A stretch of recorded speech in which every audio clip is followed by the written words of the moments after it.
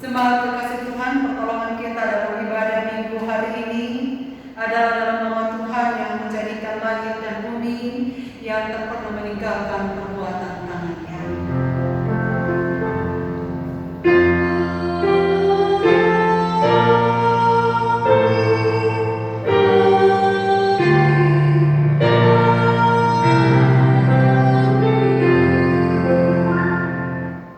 Kasih karunia dan damai sejahtera dari Allah Bapa kita dan dari Tuhan Yesus menyertai saudara sekalian. Amin.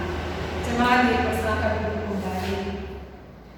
Saudara-saudaraku, Tuhan telah melawat kita dan menyertai kita dalam damai sejahtera-Nya, merangkul kita dalam kehendak dan kasih-Nya, dan memanggil kita untuk menyembah Dia sebagaimana firman-Nya, sebagaimana pembimbing kita hari ini dari Yosua pasal 1 ayat 7 dan 3. Hanya kuatkan dan tentukanlah hatimu dengan sungguh-sungguh. Bertindaklah hati-hati sesuai dengan seluruh hukum yang telah diperintahkan kepadamu oleh hamba-Mu Musa. Janganlah menyimpang ke kanan atau ke kiri, supaya engkau beruntung kemanapun engkau pergi. Saudara-saudara, mari bersama-sama kita puji Dia dengan nyanyian PKJ nomor 23.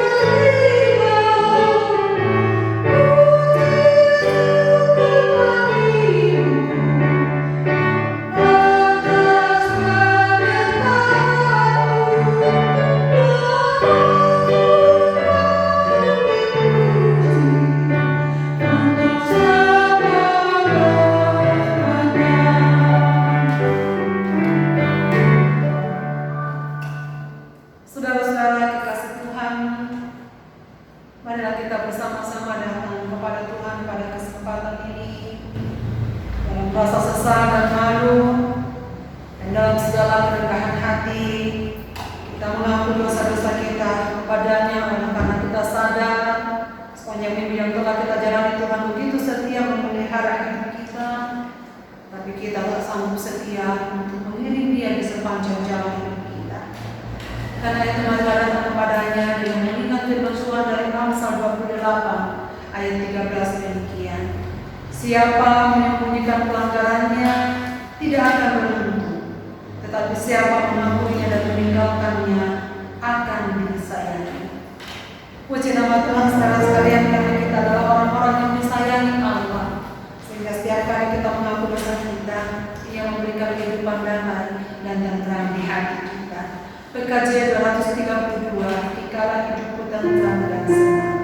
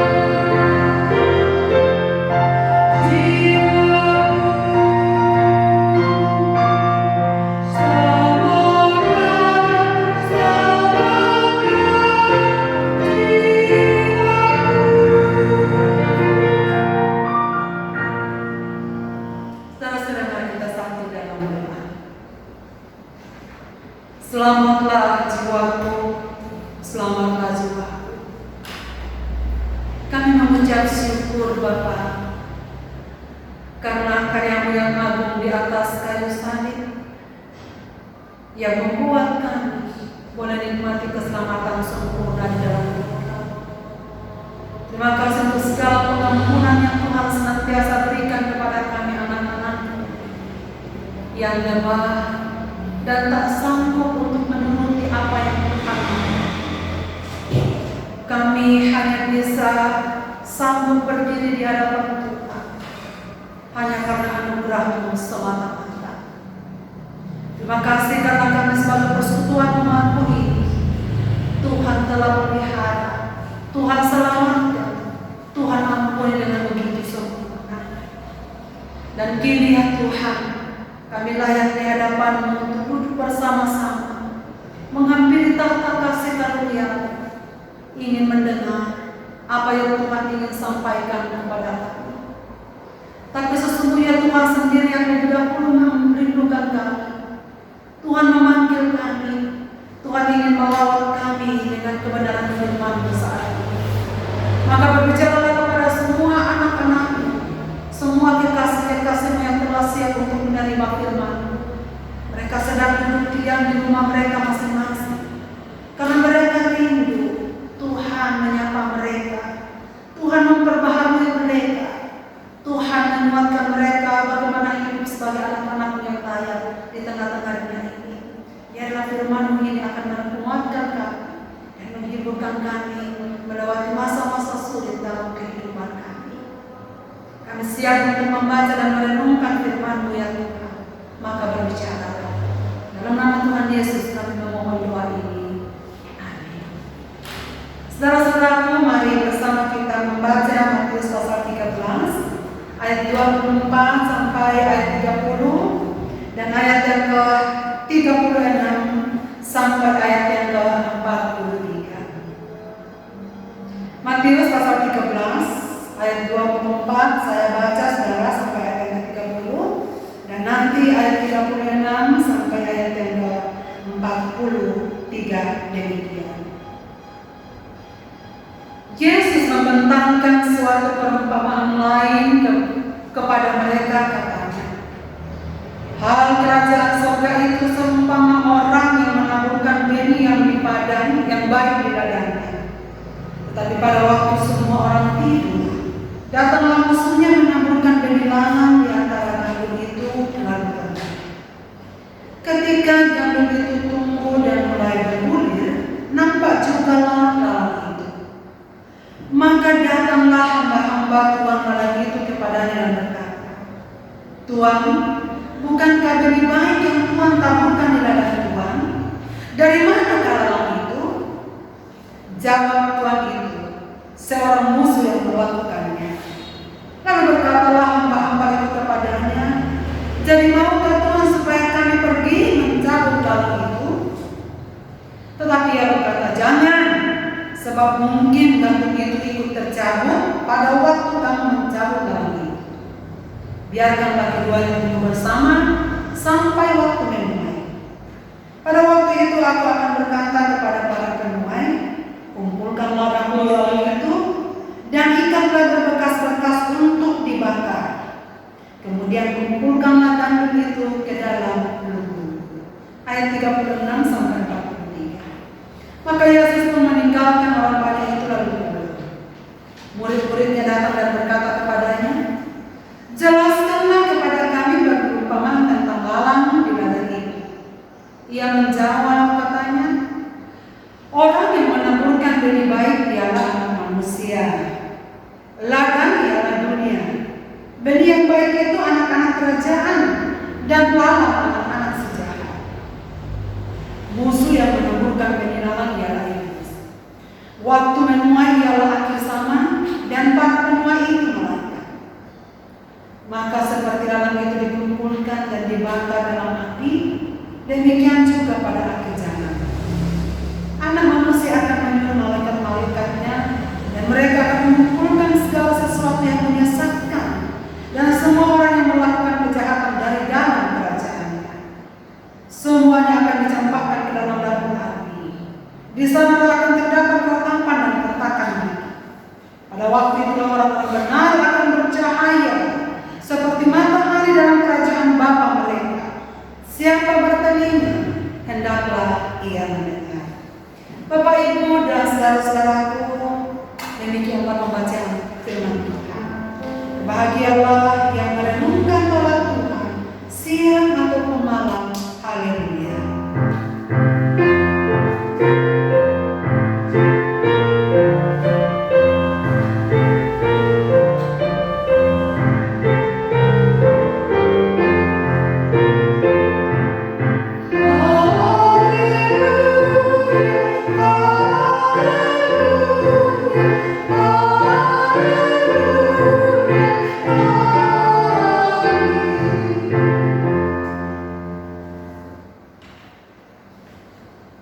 Saudara-saudaraku, pernahkah berpikir atau pernah bertanya, mengapa kejahatan makin banyak? Mengapa orang jahat makin bertambah-tambah di muka bumi ini? Malah semakin merajalela. Saudara, pernahkah berpikir bahwa sesungguhnya Tuhan sanggup kalau Ia mau semua kejahatan, semua orang-orang jahat itu dihilangkan sekaligus dari buminya? Ternyata tidak. Sampai sekarang kita mendapati bahwa masih ada sekitar kita, masih ada di dunia ini orang-orang yang masih terus saja berbuat jahat. Saudara sekalian, pertanyaan ini dijawab oleh Tuhan Yesus melalui perumpamaan yang kita baca hari ini. Saudara, mengapa Tuhan memberikan pengajaran melalui perumpamaan ini?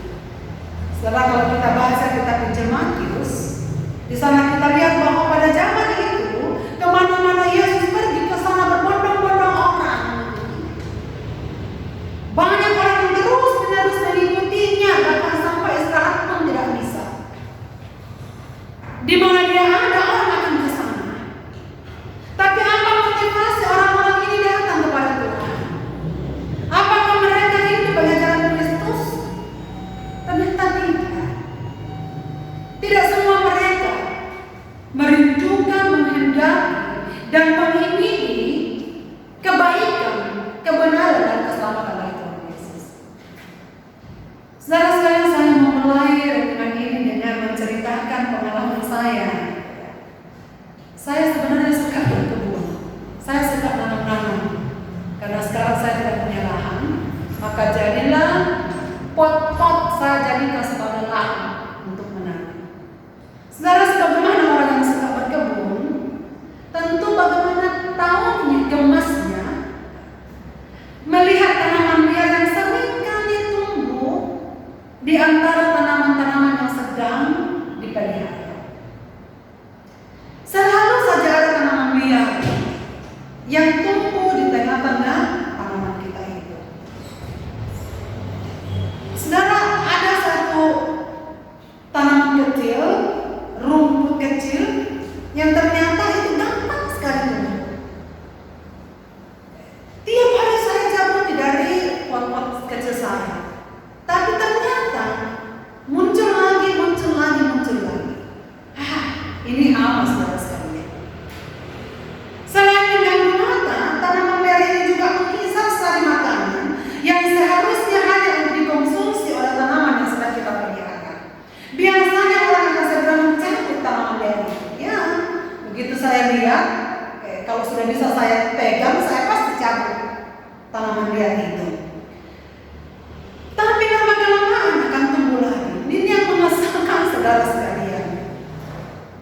Tanaman yang sudah kecil-kecil ditutup tumbuh di pohon-pohon, ada lagi rumput-rumput kecil yang susah dibasmi dan cepat sekali berkembang. Saudara, dalam perumpamaan yang kita baca dalam bagian ini justru menyebutkan hal yang berbeda. Seorang pernah berbenih di ladangnya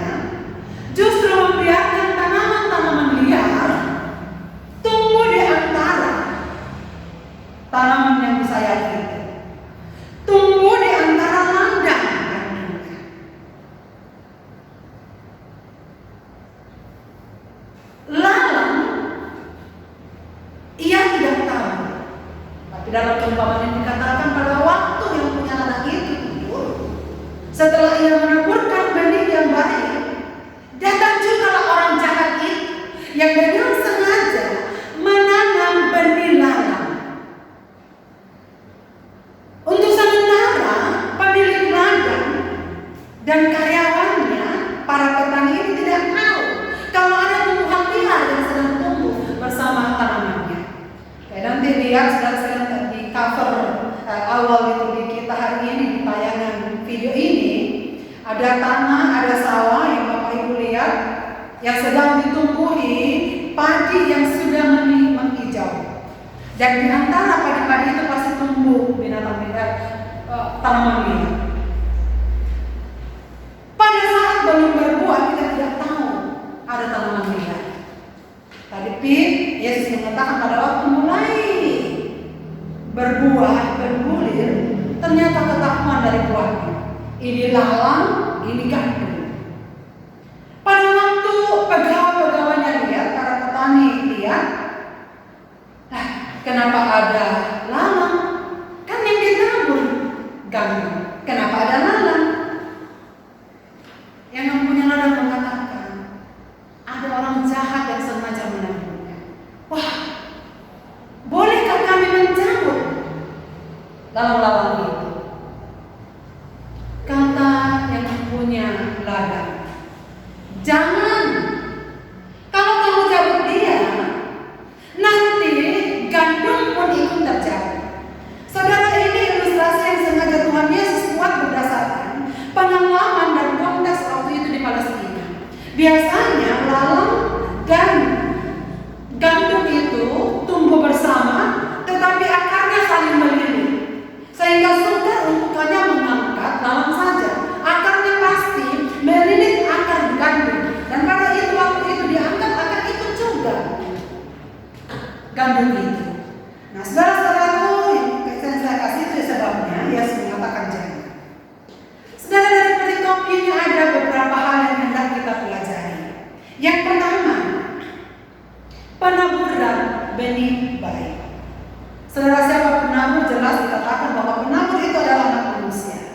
Anak manusia ketika berada di dunia, ia menaburkan benih baik, yaitu kerajaan surga. Dalam perumpamaan ini bahwa gandum tumbuh karena sengaja ditanam, karena sengaja dipelihara oleh Tuhan sendiri. Ia ditanam dengan unsur kesengajaan.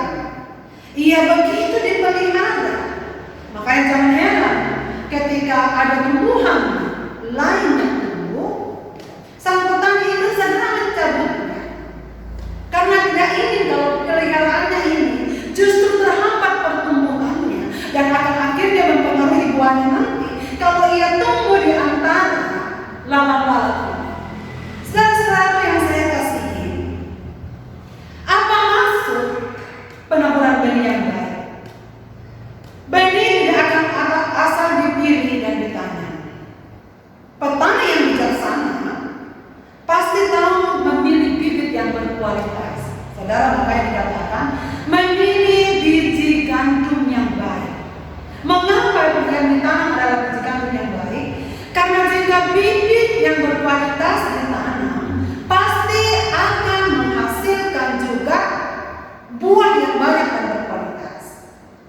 Saudara-saudaraku yang saya kasihi, Tuhan Yesus memberikan perumpamaan ini untuk mengetahui, menjelaskan bahwa ketika Tuhan memelihara, menanam, dan membiarkan tumbuh bibit-bibit yang baik, ia pelihara dengan baik, ia begitu perhatikan dengan baik, oleh karena hasilnya akan dipergunakan untuk memberkati banyak orang. Jadi, seseorang ditanam, seseorang diberkati, seseorang diberkati oleh Tuhan itu dengan maksud akan menghasilkan buah yang baik, yang tentunya memuaskan bagi orang-orang yang menanamnya. Gandum, saudara sekalian, dipakai dalam perumpamaan ini adalah jenis makanan yang penting bagi Israel dan seringkali dipergunakan sebagai simbol penyertaan dan pemeliharaan Allah bagi umat-umatnya. Jadi dari sini saudara sekalian kita dapat mengetahui bahwa setiap umat Allah di dunia ini akan dipelihara dipelihara, akan disertai, akan dijagai oleh Allah yang mempunya hidupnya. Saudara, apakah berbahagia mendengarkan hal ini? Sangat berbahagia saudara sekalian. Karena setiap anak-anak Tuhan yang hidup di dunia ini ada di dalam pemeliharaan Tuhan yang baik. Yang kedua saudara sekalian, ternyata di tengah-tengah kehidupan bibit yang baik ini, benih yang baik ini, gandum ini tumbuh bersama dengan lalang. Gandum tumbuh bersama lalang. Nah, saudara perhatikan bahwa lalang dipakai untuk menunjukkan pekerjaan sejarah. Tadi saya jelaskan bahwa pada awalnya tidak tahu bahwa gandum ini sudah tumbuh di tengah-tengah lalang. Tetapi musuh sang penakut mencuri kesempatan di saat semua orang tidur untuk menaburkan benih lalang di antara benih yang baik. Iblis memang sengaja mengacaukan, bahkan menggagalkan rencana Allah. Saudara, ini pelajaran penting bagi kita bahwa apa yang baik yang direncanakan oleh Allah dalam kerajaannya, apa yang sudah dikerjakan oleh Tuhan yang baik di tengah-tengah kehidupan kita, jangan heran karena akan ada pekerjaan dari sejarah yang dengan sengaja mengacaukan apa yang sudah baik yang dikerjakan oleh Allah, apa yang direncanakan oleh Allah, dan merusak apa yang Tuhan sudah rancangkan sejak dari semula. Iblis memiliki benih lalang karena pada awalnya pertumbuhannya sangat mirip dengan gandum. Bila keduanya tumbuh bersama sangat sulit untuk dibedakan. Nah, saudara, apa yang ingin kita pelajari dari hal ini? Ternyata bahwa kehidupan orang-orang percaya di tengah-tengah dunia ini tumbuh bersama, hidup bersama di tengah-tengah orang yang tidak percaya kepada Tuhan. Menariknya saudara sekalian, karena kalau tidak diperhatikan dengan jeli, sepintas hidupnya sama. Kita tidak dapat dengan mudah membenarkan ini orang percaya, ini orang yang diselamatkan, ini orang yang sungguh-sungguh beriman atau tidak. Karena sepintas penampakannya sama. Ya, mungkin dia ikut ke gereja, mungkin ikut melayani, mungkin ikut memberikan persembahan-persembahan, mungkin dia adalah aktivis rohani saudara sekalian. Tapi apakah dia adalah orang yang dipilih oleh Tuhan, ditanam dengan baik oleh Tuhan? Kita tidak tahu. Pentingnya apa saudara sekalian kita mengenal ini? Supaya kita hidup waspada di dunia ini. Bahwa hidup kita ada masanya. Kalau dalam perumpamaan ini dikatakan, hidup ini akan ada masa menuai. Dan pada masa menuai itulah akan dipisahkan gandum yang berbuah dan lalang, dan akan dikumpulkan untuk dibakar. Dari mana kita mengenal orang yang percaya dan orang yang tidak percaya? Dari mana kita bisa membedakan orang yang sungguh-sungguh beriman dan yang tidak beriman? Dari buahnya, dari penampakannya, dari perkataan-perkataannya, dari apa yang kasat mata saudara sekalian sepintas kita tidak bisa lihat. Tapi bagaimana kita membedakannya nanti adalah dari buahnya kita bisa membedakannya. Saudara-saudaraku, ini berarti bahwa di tengah-tengah kerumunan orang percaya, komunitas orang percaya, terselip orang yang tidak percaya pada Kristus, tetapi bisa jadi beragama Kristen. Sebab dari dulu Yesaya mengatakan dalam Yesaya pasal 29 ayat 13, tidak semua orang yang biasa menyebut nama Tuhan dengan mulutnya, menyanyi dengan bibirnya kepada Tuhan, hatinya datang kepada Tuhan. Tidak semua yang sudah mengatakan, tidak semua orang yang sudah menginjili, tidak semua orang yang sudah melayani, tidak semua orang yang sudah aktif berpuluh-puluh tahun di gereja, bahkan mungkin sudah berapa gereja yang didirikan, adalah sungguh-sungguh orang yang percaya kepada Kristus. Tidak, saudara sekalian. Tetapi nanti ada batasnya, akan ketahuan mana yang sungguh-sungguh percaya kepada Kristus. Dan saudara, ini juga menguatkan kita bersama-sama bahwa meskipun kita hidup di tengah-tengah lalang, tetapi bukan berarti kita tidak bisa menanam, kita tidak bisa tumbuh subur, Kita tidak bisa tumbuh berbuah di tengah-tengah keadaan ini. Sebab kalau kita lihat di dalam ayat yang ke-33, saudara sekalian, dalam pembacaan kita dikatakan begini. Dan ia menceritakan perumpamaan lain kepada mereka. Hal kerajaan surga seumpama lagi, diambil seorang perempuan dan diadu ke dalam tepung terigu, 3 suka sampai kami seluruhnya. Ragi yang kecil dapat mengkabirkan tepung yang begitu banyak. Apa maksud dari perumpamaan ini? Ilustrasi tentang ragi ini yang dicampurkan kepada tepung yang akan membuat adonan jadi melambangkan bahwa Tuhan bekerja secara tidak kasat mata di tengah-tengah perhimpunan, di tengah-tengah kehidupan anak-anaknya. Ragi yang tidak terlihat tercampur dengan tepung akan melambangkan adonan dengan cara yang tak terlihat oleh mata. Jika kita tumbuh di dalam Tuhan, tak perlu khawatir akan terlindas oleh lalat, sebab Tuhan sendiri yang akan bekerja dalam hidup kita. Ia ada di pihak kita, saudara-saudara sekalian. Itu sebabnya bagaimanapun cara orang-orang yang tidak percaya menghambat kekristenan, merusakkan komunitas orang percaya, menyengsarakan orang-orang Kristen di muka bumi ini. Tetapi pepatah mengatakan semakin dibakar semakin rapat. Kenapa? Karena ada lagi kuasa Tuhan yang bekerja di dalam kehidupan kita. Maka saudara-saudara, apa yang perlu kita lakukan di tengah-tengah situasi ini? Kita harus bertumbuh dengan memelihara iman, bertumbuh di dalam Tuhan, supaya kita berakar di dalam kekristenan kita, sehingga apapun yang terjadi dalam hidup ini, meskipun begitu gencar kuasa kegelapan, kuasa sejahat merusakkan kehidupan kita, mengganggu kehidupan kita, kita tetap bisa bertumbuh dengan baik, kita tetap bisa berbuah dengan baik, oleh karena Tuhan bekerja di dalam hidup kita, bukan kekuatan kita, saudara sekalian. Kalau dipikir-pikir, kuat mana gandum dan malam, sama-sama kuatnya. Akar-akarnya saling melilit di dalam tanah.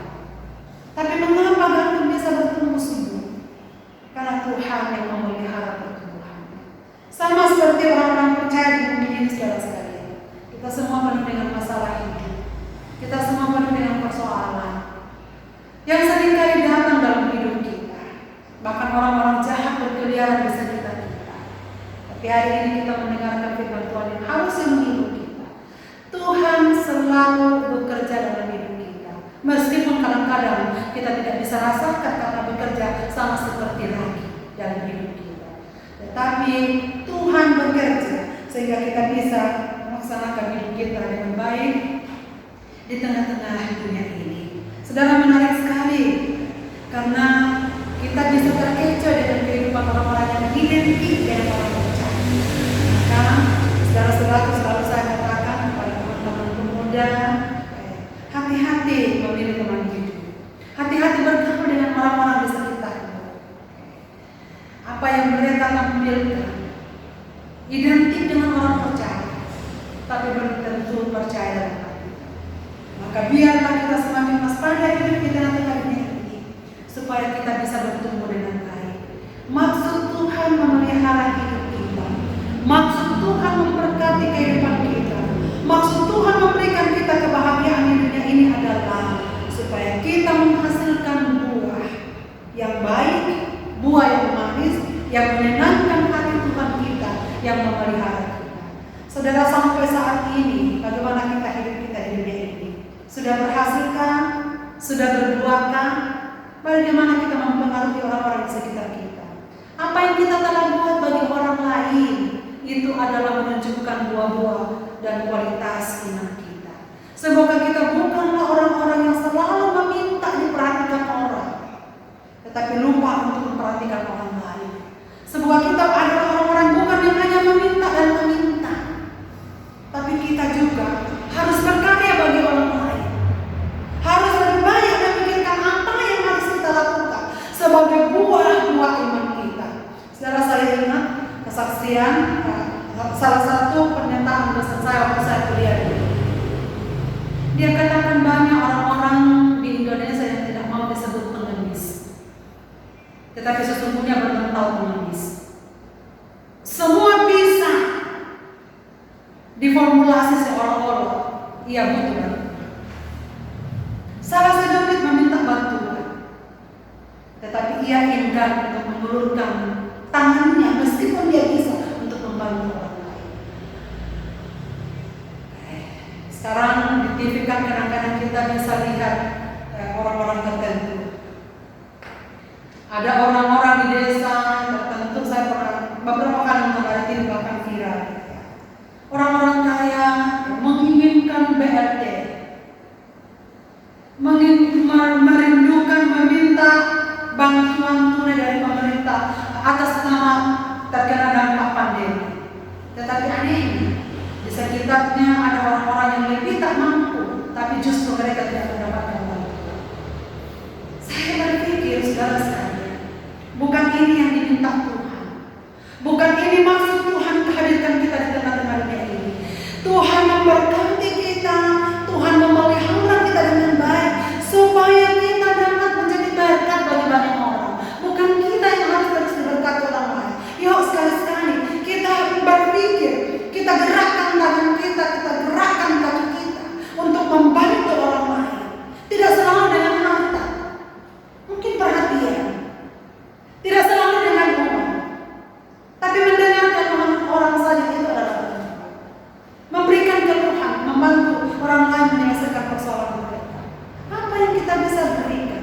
Justru itulah sebabnya Tuhan memberkati kita, Tuhan memelihara kita, supaya kita memberikan diri kita untuk memberikan dia. Dan orang yang berbuah di hadapan Tuhan tidak akan mungkin menghasilkan buah yang baik kalau tidak bertumbuh berakar di dalam Tuhan.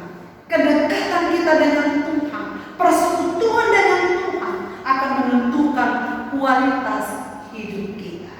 Saudara-saudaraku, biarkanlah firman Tuhan ini menolong kita bahwa Tuhan memelihara kita sampai saat ini karena Ia menghendaki buah bagi banyak orang. Selamat bertumbuh, berakar dan berbuah di dalam Tuhan. Saudara sekalian, biar firman ini memberkati kita. Amin. Mari kita memasuki saat teduh, merenungkan firman ini sambil kita mendengarkan persembahan pujian yang akan disampaikan oleh PPGTN.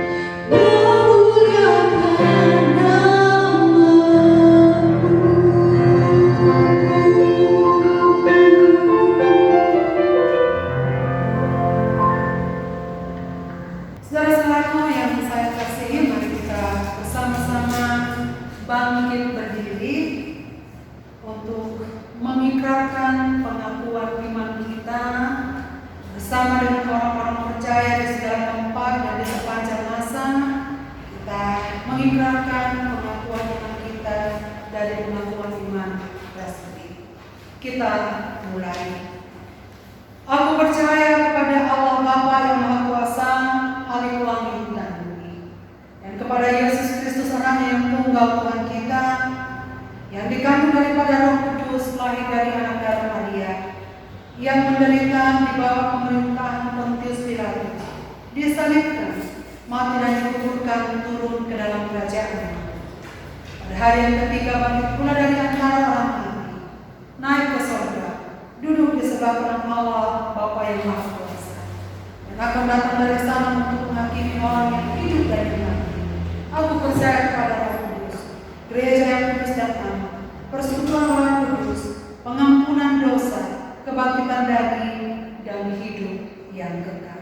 Amin. Jemaat dipersilahkan duduk kembali.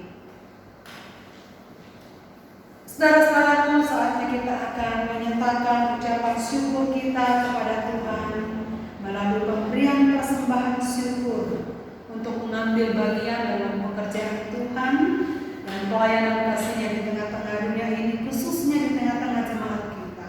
Sambil mengingat 1 Tawarik 29 ayat 17a demikian.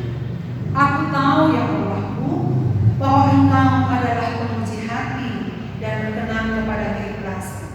Maka aku pun mempersembahkan semuanya itu dengan sukarela dan tulus ikhlas. Dan sekarang umat yang hadir di sini telah kulihat memberikan persembahan sukarela kepadamu dengan sukacita. Saudara, mari kita nyanyikan bersama PKJ 146, bawa persembahanmu dalam rumah Tuhan.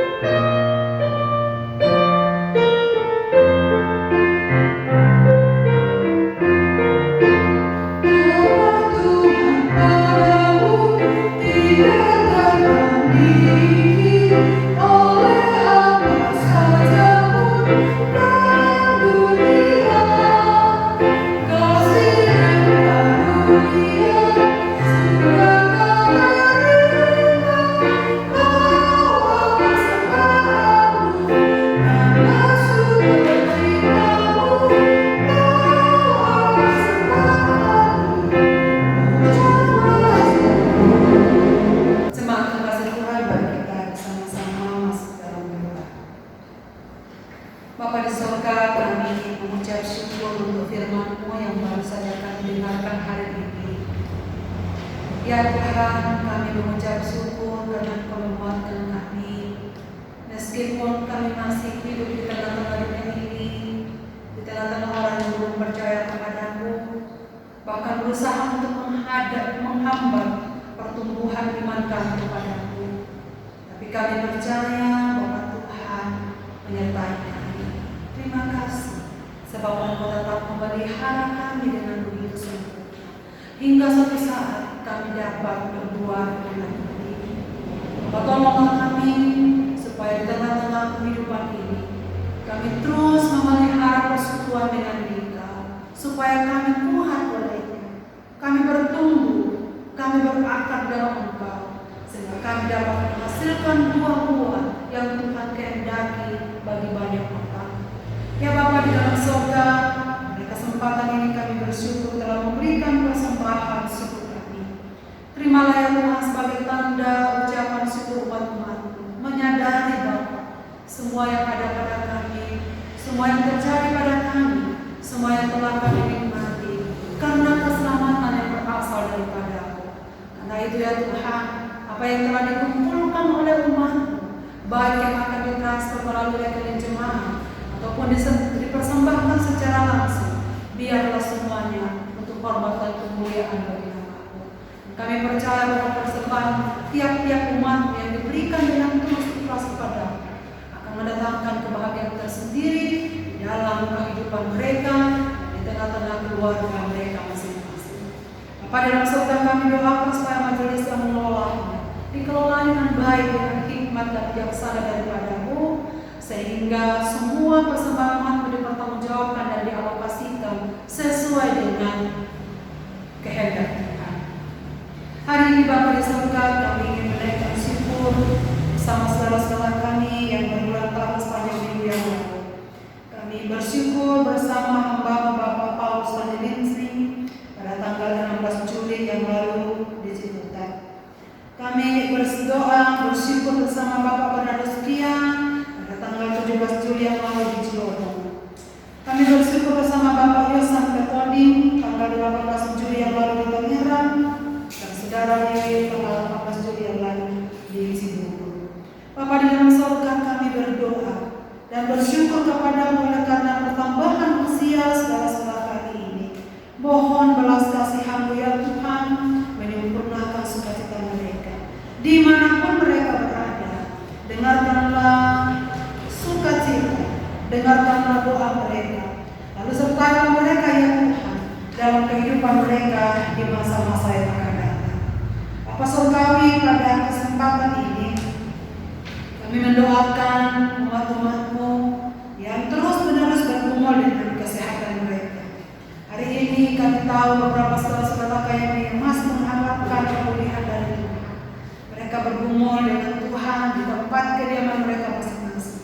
Mereka yang secara khusus terbanding di rumah sakit oleh karena mereka menderita dari berbagai penyakit khususnya COVID-19. Kami mohon anugerah Tuhan menyembuhkan mereka satu persatu, supaya semakin banyak pasien yang disembuhkan dalam nama Tuhan Yesus, dan mereka kembali ke rumah membawa kesembuhan daripada-Mu. Kami terus mendoakan pemerintah kami dalam mengatasi pandemi ini, mendoakan para medis sebagai garda terdepan, pemerintah yang terkait. Biarlah Tuhan yang akan menolong dan memberi hikmat, supaya makin banyak umat-umat-Mu yang mengalami pemulihan dari Tuhan. Semakin kecil orang yang terdampak akan terganggu oleh karena COVID ini, sehingga pada saat kita nanti banyak orang yang bersuka cita kepada-Mu, dan bahkan suatu waktu pandemi ini akan lenyap dari muka bumi ini. Kami tahu bahwa hamba-hamba-Mu, umat-umat-Mu, para ahli medis terus berupaya untuk menemukan antivirus ini dan menemukan vaksin yang dibutuhkan untuk memberantas virus ini. Kami doakan supaya Tuhan menolong, pada waktunya nanti vaksin yang ditemukan, sehingga penyakit ini tidak lagi menjadi kekhawatiran bagi umat-umat di bumi ini. Pada dalam surga, kami serahkan seluruh kehidupan kami di sepanjang minggu yang akan datang. Mohon perlindungan-Mu atas kami, semua umat-umat-Mu dimanapun mereka duduk diam saat ini, beribadah bersama kami. Kami mohon Tuhan melawat hidup mereka, memberkati mereka di tengah-tengah keluarga mereka, sebagai suami, sebagai istri, sebagai anak-anak, sebagai pemuda-pemudi, apapun yang sedang mereka butuhkan. Bapa, berkenanlah Engkau memberkati mereka, supaya mereka selalu merasakan kehadiran Tuhan yang membuat mereka berbahagia di tengah-tengah dunia ini. Didoakan pemerintah kami mulai dari tingkat pusat sampai pelosok-pelosok tanah air, diberkatilah mereka dalam mengupayakan kebaikan bagi umat-umat di dalam dunia. Didoakan hamba-hamba-Mu mulai dari tingkat sinode, klasis, jemaat-jemaat, gereja, pratima masa, dimanapun berada. Tuhan memberkati supaya pelayanan-pelayanan kami tetap berjalan dengan baik, meskipun kami ada di tengah-tengah masa sulit yang tidak selalu dengan mudah melaksanakan tugas-tugas pelayanan. Tapi biarlah umat-umat terus-menerus diberkati oleh Tuhan dan dipelihara oleh Tuhan dimanapun berada.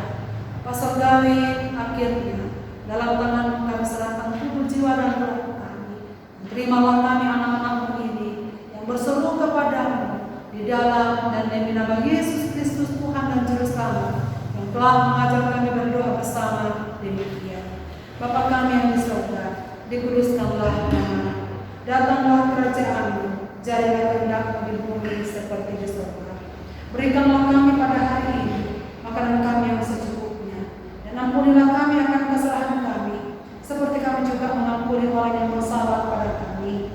Dan jangan membawa kami ke dalam pencobaan, tetapi lepaskanlah kami daripada yang jahat.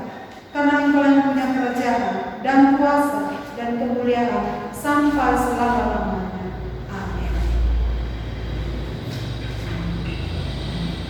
Bapak, Ibu, dan saudara-saudaraku yang saya kasihi, kita telah berada di penghujung ibadah kita pada minggu hari ini. Pulanglah dengan sukacita dan damai sejahtera. Ingatlah amanat firman Tuhan yang kita dengar saat ini, bahwa kita hidup di tengah-tengah dunia ini seperti gandum hidup bersama Allah. Tapi Tuhan Yesus beserta kita. Ia memelihara kita dengan baik, sehingga dalam situasi yang sulit sekalipun kita bisa berbuah dengan baik, oleh karena Ia memberkati kita. Sekarang mari kita bersama-sama berdiri dan menyanyikan PKJ 255 firman-Mu Bapa besar.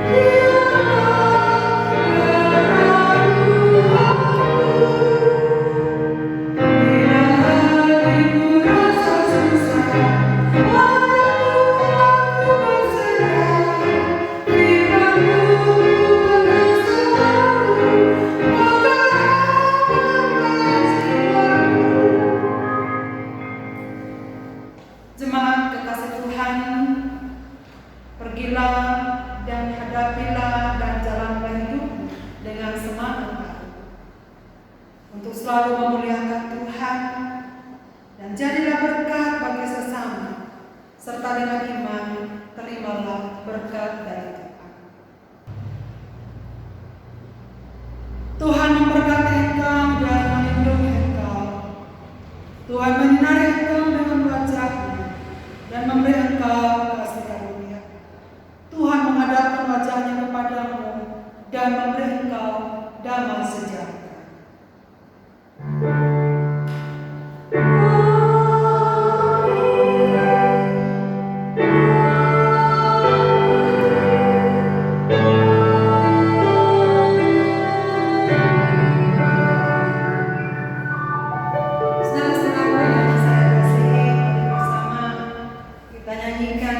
Selalu dekat padamu sebagai lagu penutup di hari ini.